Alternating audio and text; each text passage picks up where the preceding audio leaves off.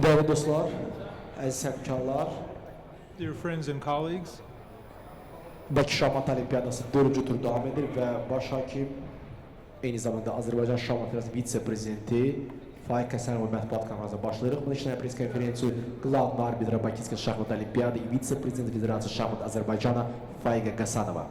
we're entering the fourth round of the Baku Chess Olympiad today, and our guest today is the chief arbiter and the vice president of the Azerbaijan Chess Federation, Mr. Faik Hasanov.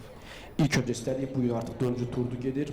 Bura qədər olan məlumat verərdi Faik müəllim və eyni zamanda Azərbaycan şahmat hakimləri barədə danışardıq. Neçə hakimimiz çalışır və bu barədə. We would like to ask Mr. Hasanov to tell us what the progress is so far in the fourth round and how the Azerbaijani arbiters have been doing so far. Siz qeyd elədiyiniz kimi 4-cü tur gedir artıq As you mentioned, we're into the fourth round already. və ən çətin birinci tur idi, bilirsiniz ki, çətin, yəni o mənada ki, həmişə start vermək üçün birinci tur çox mürəkkəb olur, komandaların çoxsu gəlmir, çoxsu gecikir. Of course, the most difficult round so far was the first round, as is usually the case in major competitions, when some teams are either late or do not arrive on time. Və bəzi təşkilatı işlər görürsən ki, olmur, amma birinci tur başlayandan sonra hər şey qaydasına düşdü və indi biz yavaş-yavaş artıq turniri belə deyək, necə lazımdır, yəni yüksək səviyyədə keçiririk. Some organizational matters don't always work quite well in the first round, but after the first round is out of the way, the rest of the tournament has been so far quite good. We're not experiencing any problems. Olimpiyadada 192 hakim var. There are a total of 192 arbiters in the Olympiad.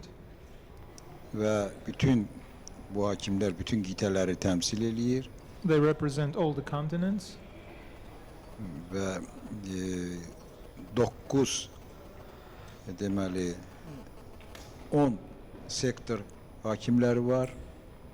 10 sektor hakimləri var və bu sektorlara bölünübdür, bilirsiniz ki, onlar da bu oyun maç arbiterlərinə rəhbərlik eləyirlər. And there are also arbiters in supervising over 10 sections, and they look over match arbiters. 10 hakimdən, sektor hakimlərindən biri anti-cheating, yəni bilirsiniz indi bu son birinci olimpiyadadır ki, ilk dəfə bu tətbiq olunur.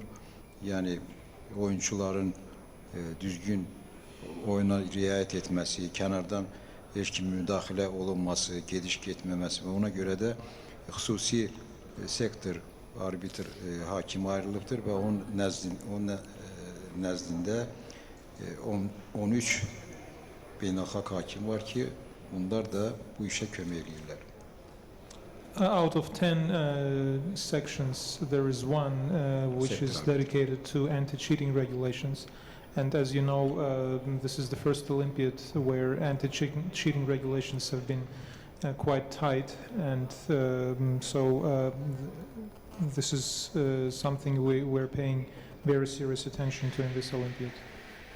30 Azərbaycan hakimi var. There are 30 Azerbaijani arbiters. Və bunlar, mən deyərdim ki, çox yüksək səviyyəli hakimlərdir. And I'd like to say that they're working at a very good standard. Belə, sual buyursun, Sərxan sualı. Mikrofon.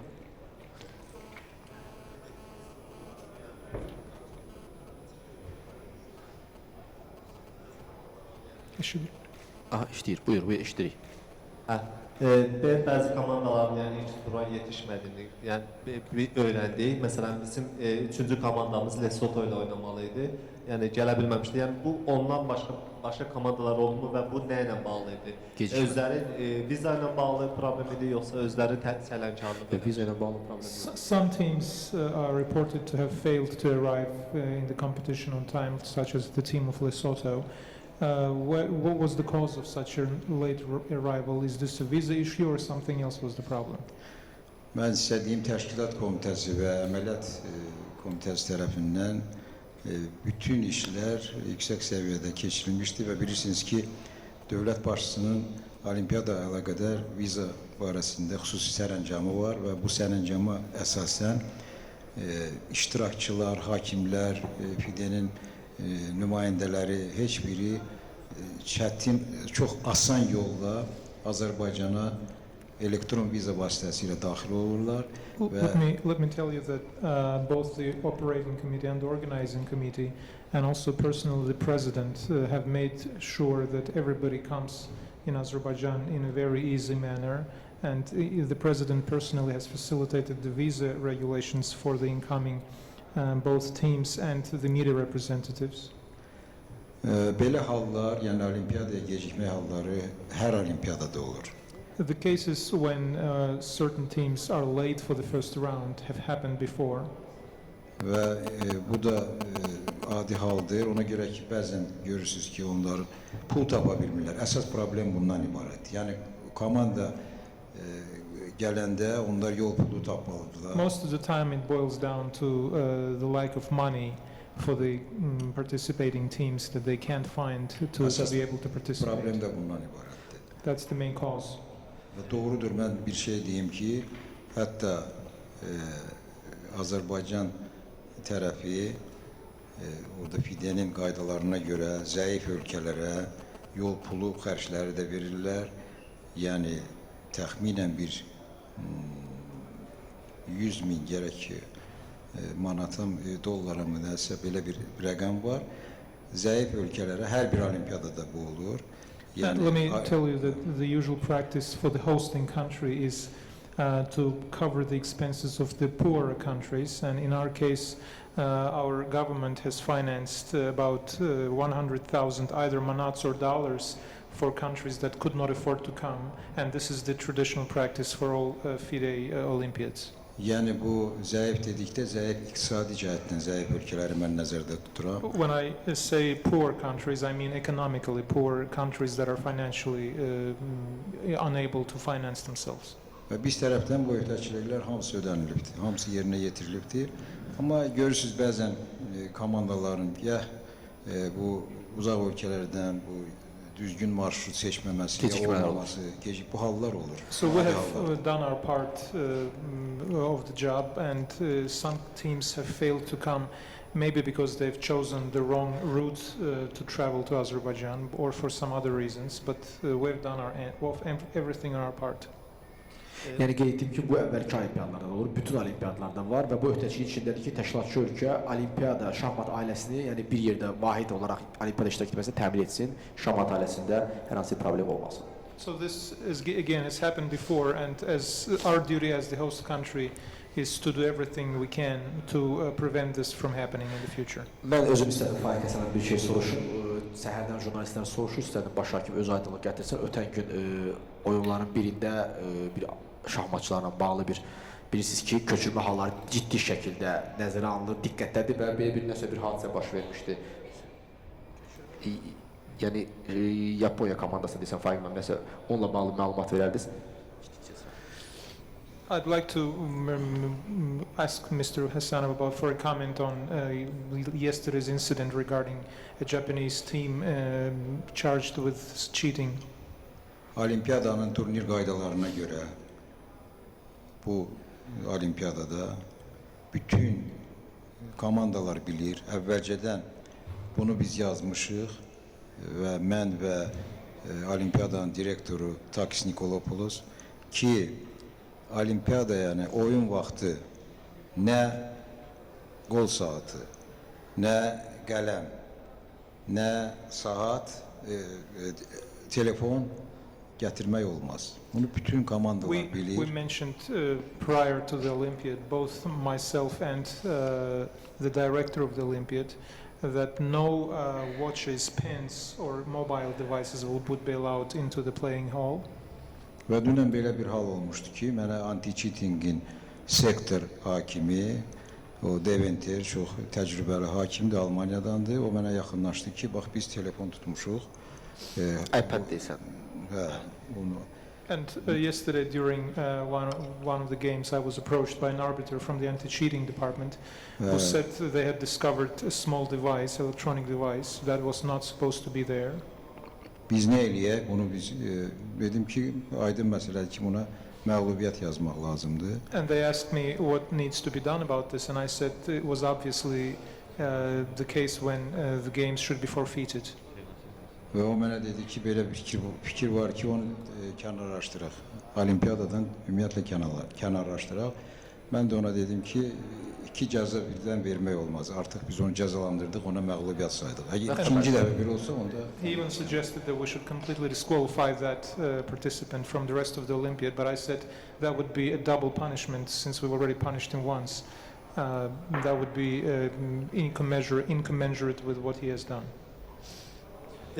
Yəni buradan belə aydın olunur ki, qaydalar mümkün qədər sərtləşdirib ki, kənardan yəni informasiya müdaxilə olan olmasın. Aydın məsələdir. Bu olimpiyadadır, amma gərək sərbəst oynasın, heç kim bura müdaxilə olmalı. Yəni nə kənardan bir oyunçu, nə kapitan, nə ayrı bir nümayəndə, heç kim bu elə şərait yaradılıb ki, bu olimpiyadada. Hamısı nəzarət altındadır. Yəni siz əgər fikir verirsəz, tualetlər də ayrıdır, siqaret çəkmək üçün də ayrıdır. Hətta biz elə elədik ki, kapitanlarla oyunçular bir boksda siqaret də çəkməsinlər. Ona görə ki, orada yenə nəsə görüş zad Təmas ola bilər. Ola bilər. Ona biz hamısını ayırmışıq və We've done everything we could in this Olympiad to prevent any cheating on the part of any of the participants. And this has to be a fair playing field for everybody to have equal conditions, and we've even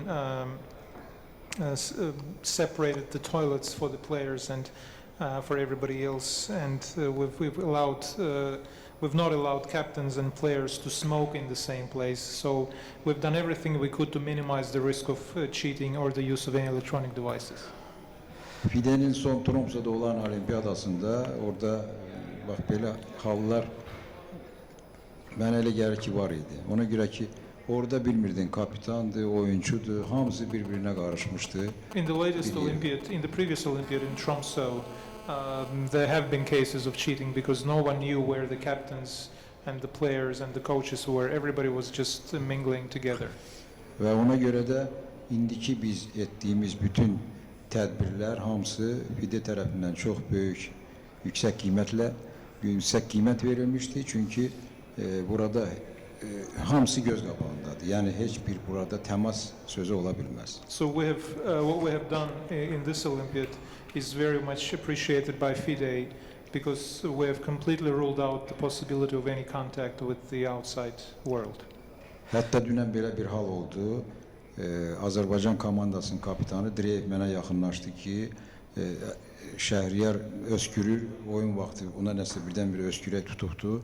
Ona dərman lazımdır, təcili. Mən dedim, yarpısa eləyərik. Dərman tapandan sonra mən dedim ki, aparırsız verirsiniz hakimə. Hakim özü şəxsən ona o dərmanı verir ki, orada heç bir təmas olmaz. There was even a situation yesterday when Şəhriyar was coughing too much yesterday during his game, and team captain Alexei Drev approached me and said that he needed a medicine. And I said that would be allowed if somebody bought the medicine and gave it to the arbiter, who would then pass it on to Şəhriyar. Qaydalarda göstərilib, yəni ki, şahmatçı əgər tualetə getmək istəyirsə, hakimdən yəni xəbərdarlıq etməli və sonra getməlidir. Bəzi komandalar iddia edir ki, yəni bu stresli yarış olduğu üçün yəni daha tez-tez getməli olur və buna görə hər dəfə hakimə bildirmək nə dərəcədə doğrudur və protest verilmiş səfərimizdə. Onların protesti nəzərə alındırmı? According to the rules of chess, Siz bu belə haldır ki, biz belə bir kompromis variant seçdik ki, burada bu ilk dəfədir özdə bu indi bu tualetə getmək üçün hər dəfə bu gərək icazə alsın, bir qədər düzgün olmur. Bəzən hakim olmur yerində, bəzən bu axtarmalı olur, bəzən the təcili question getməli. was, according to the rules of chess, a player has to ask for the arbiter's permission even to go to toilet, or at least to bring it to his attention that he's leaving the playing area. But there was a protest from somebody yesterday that this should not be the case, and the answer is we try to stay within the common sense, because every time you can't just keep asking the arbiter for permission to leave to the bathroom. Amma buna baxmayaraq biz hakimlərə, o həmən o komandada oynayan, o ki tez-tez gedir, ona biz belə bir göstəriş verdik ki, siz görsəz ki, çox gedir, onda anti-cheating arbitrlərinə deyin, qoy nəzarət eləsin. We have cautioned the arbiters that if you pay attention to somebody who is taking leave all too often, you should probably bring this to the attention of the anti-cheating arbiter for him to keep an eye on such a player. Buyurun, sual var mı?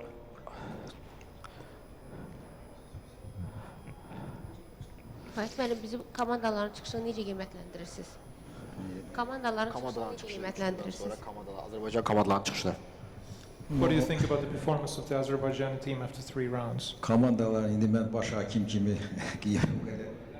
deyə bilmərəm. In no position as chief arbiter to comment on the performance O of baş teams. hakimin səlahiyyətindadır, amma This is çıxışı not siz in my- məndən yaxşı görürsünüz ki, hələ ki pis çıxış My eləməyib. power, but as far as you can see, we all can see, it's so far so good. Sual var mı? Mən istəyirəm bir sual. Faik müəllim, sizin neçənci olimpiyadanızdır və müqayisə etsək, Kirsan Nikolayeviç söylədi, rəhbəriyyət dövründə 11-ci olimpiyadasıdır. Bir qədər əvvəl Zurav Azərbaycan dedi ki, 15-ci olimpiyadamdır. Sizin neçənci olimpiyadanızdır və müqayisə edə bilərsinizmi hansısa olimpiada ilə? Kirsan Ilomzhinov said it was his 11th Olympiad. Zurab Azmayparashvili said it was his 15th Olympiad. How many Olympiads have you been involved in? 13. Nəyi müqayisə edeyim? Yəni olimpiyadalara bax, neçənci olimpiyadada iştirak edirsiniz Şahmat olimpiyadasında və Mən deməli 84-cü ildən indiyənə qədər bütün olimpiyadalarda iştirak etdim. All the Olympiads since 1984. təxminən eləyir 18. 18-ci olimpiyada.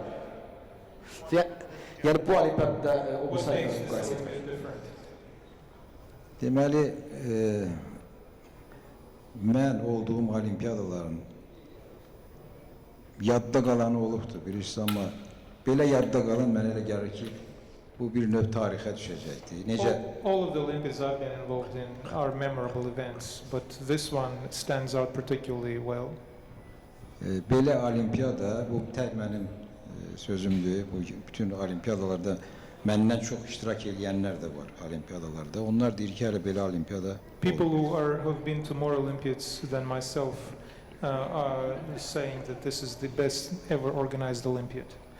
Və istərdim Faik müəllim bir şey də soruşum. Açılış turunda dövlət başçısı cənab İlham Əliyev iştirak etdi. Ötən gün şam maçlarında söylədi ki, prezidentin olması, açılışda onlara görüşməsi xüsusi motivasiya verir və bu günlərdə də təbii ki, Bakı Şahmat Olimpiya Təşkilat Komitəsinin sədri Yaqub Eyyubov mütəmadi olaraq hər bir şeylə maraqlanır, hər şeyə nəzər edir. Bu barədə istərəm bir məlumat verəsiniz və yəqin ki, cənab prezidentin açılış turunda olması komandamıza da böyük bir motivasiya verir. If you remember, the president of Azerbaijan, Mr. Ilham Aliyev, made the honorary first move in the first round of the game, and today it's the chairman of the organizing committee, Mr. Yaqub Eyyubov, who was there for the start of the round. What are your impressions about their participation? Mən onu demək istəyirəm ki, dövlət başçısının bizim şahmatçılarla olimpiyada qabağı görüşməsi bu bir tarixi hadisədir.